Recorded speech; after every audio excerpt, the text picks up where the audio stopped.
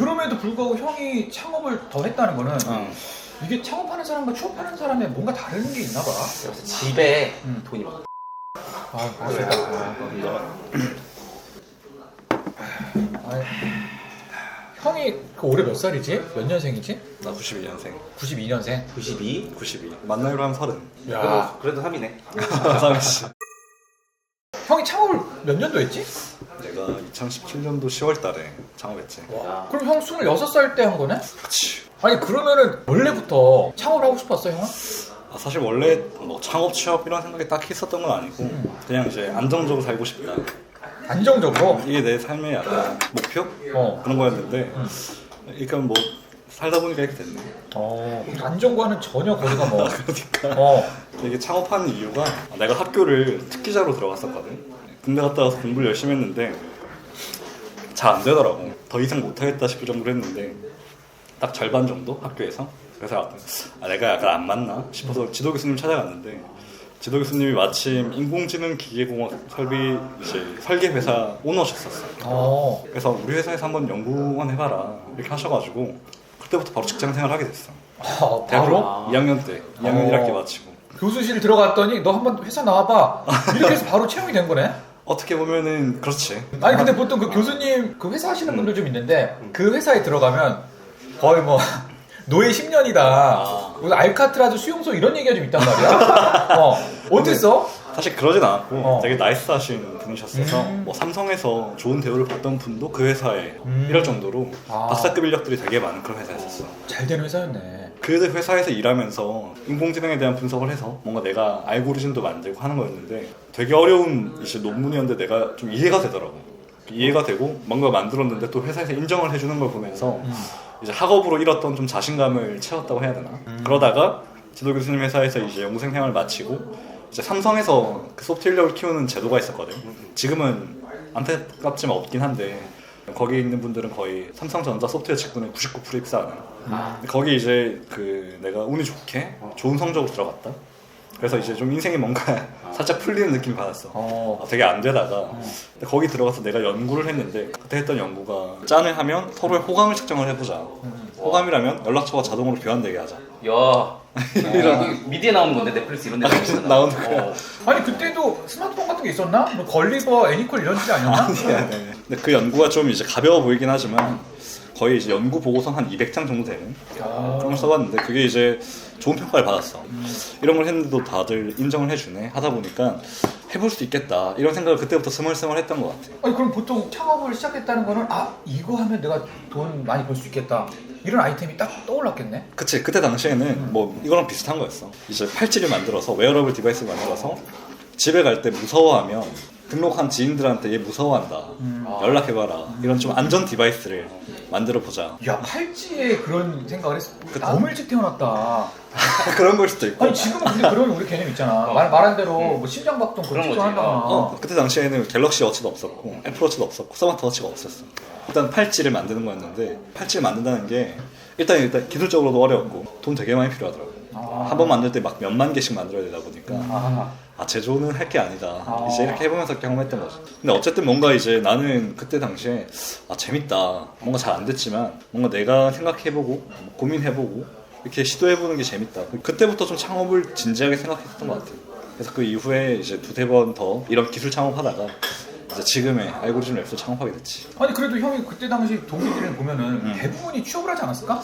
삼성에서 만난 사람들이다 보니까 거의 삼성 가셨지. 그럼에도 불구하고 형이 창업을 더 했다는 거는 이게 창업하는 사람과 취업하는 사람의 뭔가 다른 게 있나 봐. 그래서 집에 돈이 많아. 뒷배가 좀 있다. 이제 물질적으로는 의존해서 안 된다 생각을 하고 있고 그때 당시에 뭐 나 대학생이고 내 한 몸 건사하면 되는 시기였다 보니까 사실 그렇게 잃을 게 많아 보이지도 않았어. 이제 이대로 만약에 내가 취업을 하면 과연 그 취업의 혜택들, 사회적인 지위나 이런 것들을 다 포기하고 그때 뭐 가정도 생길 텐데 그걸 다 포기하고 나서 내가 창업을 할 수 있을까 생각해봤을 때 못 나올 것 같더라고. 들어가면. 그럼 들어가기 전에 한번 유일하게 해볼 수 있는 시점이 지금이다 이런 생각을 했던 것 같아. 이야 타이밍도 어쨌든 맞아 떨어졌네. 그냥 창업을 한번 해보자. 뭐가 되든 해보자 했던 것 같고 이제 처음 되게 힘들었던 게 의사일정 구조를 만드는 게 어려웠거든. 처음에는 거의 7명이 동시에 같이 했어. 근데 그때는 막 이해관계를 따지기가 어렵잖아. 뭐 돈을 누가 넣을 것도 아니고. 그래서 그냥 n분의 1씩 지분 가지고 회사 한번 해보자 했던 건데 그렇게 했을 때 의사결정이 너무 어렵더라고. 왜냐면 의견이 다를 때 뭔가 그래도 이제 책임을 리스크를 지고 누가 결정해주고 속도감 있게 나가야 되는데 독재가 필요하다. 독재보다는 이제 리더. 독재네. 뭐 근데 대신 책임을 지는 독재지. 그치. 이제 토론하다 보면은 점점 이렇게 감정의 영역으로 간다. 그러면 되게 힘들더라고. 이번 알고리즘 랩스 창업할 때는 내가 리스크를 지고 리스크를 진다는 것들은 사실 경제적인 책임도 지는 거니까 월급도 줄 수 있어야 되고 그러기 위해서 엄청 이제 노력을 많이 했던 것 같아 이번에는. 그럼 그때는 뭔가 좀 자본금을 어떻게 마련했어? 뭐 사실 전혀 없었고 무일푼이었다 봐도 무방할 정도로 없었고 처음에는 내가 할 수 있는 게 뭐지 생각했을 때 내가 학창 시절에 그 장보올림피아드라는 대회에서 입상을 했었거든.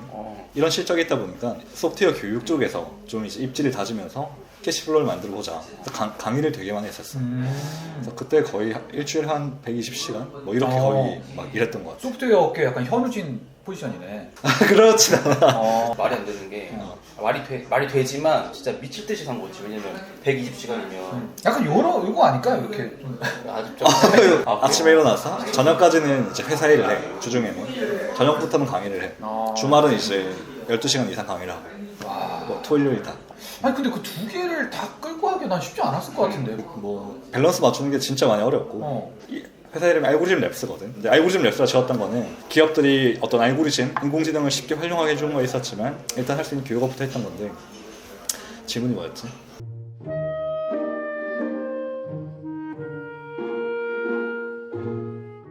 우리가 이제 비즈니스 구조가 좀 특이해. 그래서 교육을 끼고 하고 있다.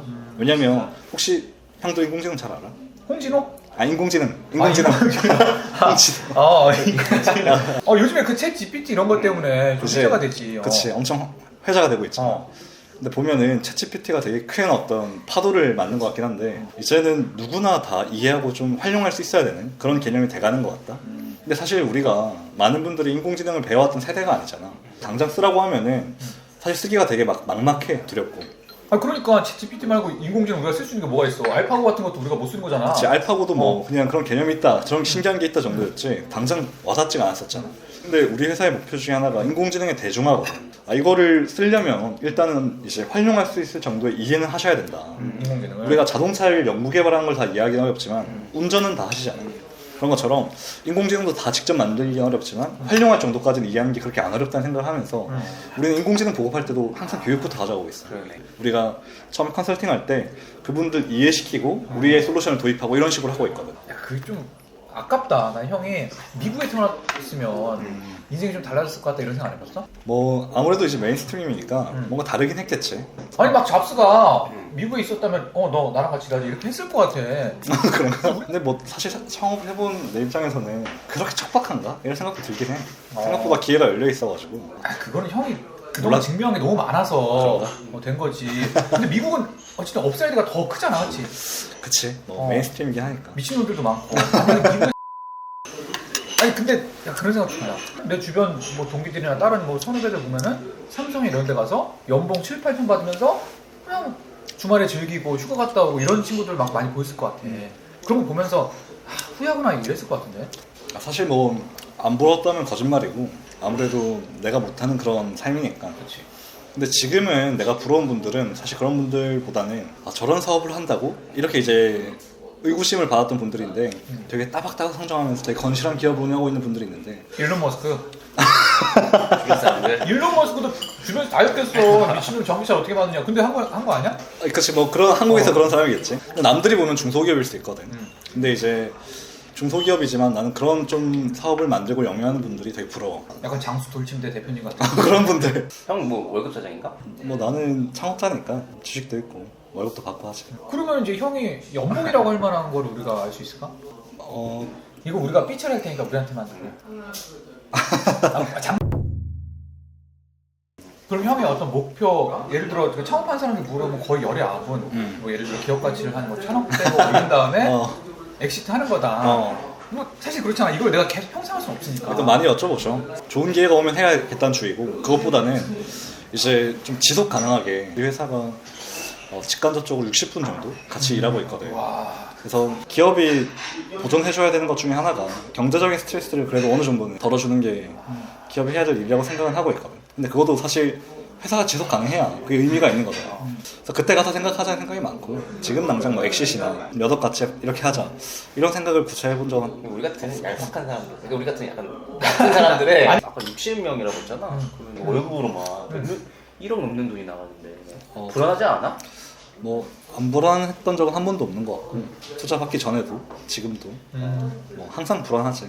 그 결국 돈을 써서 뭐를 만드느냐가 중요한 것 같은데 지금은 우리가 좀 뭘 할지 방향성이 되게 명확해져 있는 상태거든. 그래서 지금은 실행을 하면 되는 단계여서 그래도 뭔가 이제 뭐 막연하게 불안하고 그러진 않아. 어느 정도 이제 확신의 영역에 이르렀구나. 그치. 그렇게 하면 근데 그 사람 뽑는 건 어렵진 않아? 막 지원을 안 하거나 그러진 않아? 요즘에 사람 뽑는 거 어렵다던데? 사실 그렇진 않아.